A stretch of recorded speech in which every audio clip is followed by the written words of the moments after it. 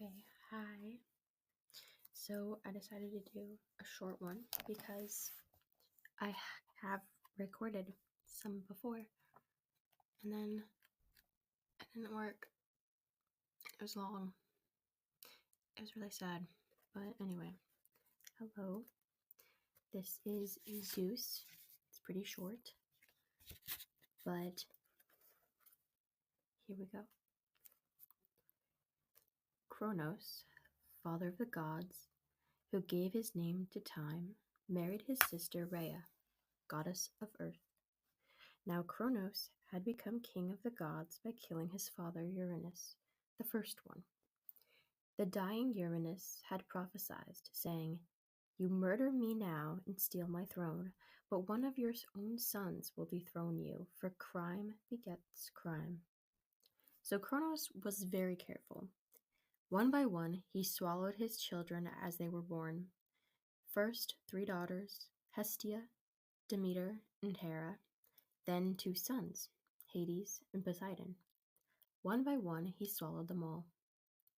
Rhea was furious. She was determined that he should not eat her next child, who she felt sure would be a son. When her time came, she crept down the slope of Olympus to a dark place to have her baby. It was a son, and she named him Zeus. She hung a golden cradle from the branches of an olive tree and put him to sleep there. Then she went back to the top of the mountain.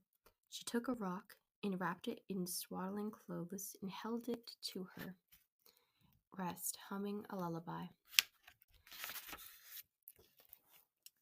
Kronos came snorting and bellowing out of his great bed, snatched the bundle from her and swallowed it, clothes and all. Rhea stole down the mountainside to the swinging golden cradle and took her son down into the fields. She gave him to a shepherd family to raise, promising that their sheep would never be eaten by wolves. Here Zeus grew to be a beautiful young boy, and Kronos, his father, knew nothing about him. Finally, however, Rhea became lonely for him and brought him back to the court of the gods, introducing him to Kronos as the new cupbearer. Kronos was pleased because the boy was beautiful. One night, Rhea and Zeus prepared a special drink. They mixed mustard and salt with the nectar.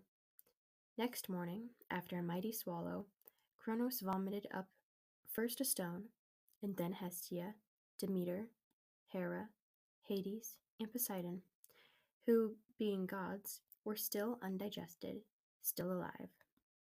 They thanked Zeus and immediately chose him to be their leader. Then a mighty battle raged. Kronos was joined by the Titans, his half-brothers.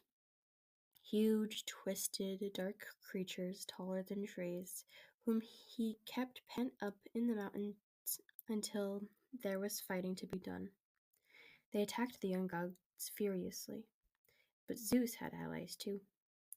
He had gone to darker caverns, caves under caves under caves, deep in the mountainside, formed by the first bubbles of the cooling earth. Here, Kronos, thousands of centuries before, a short time in the life of God, had pent up other monsters, the one-eyed Cyclops and the 100-handed ones.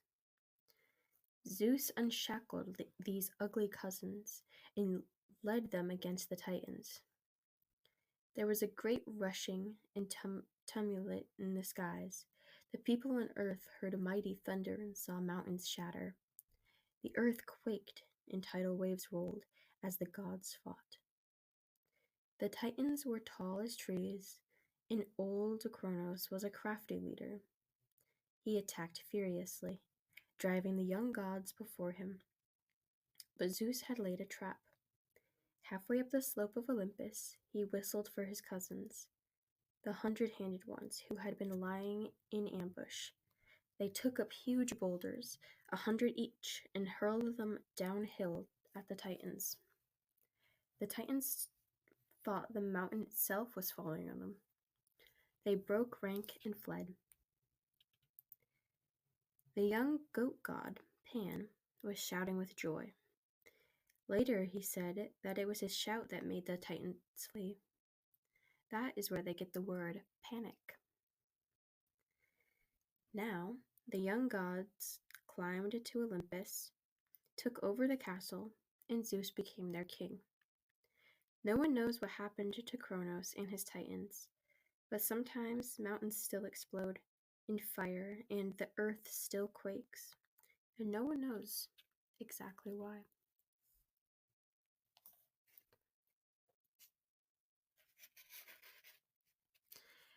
Okay, that's all. I'll just do them by chapter. So, I love you. Good night. Sleep well.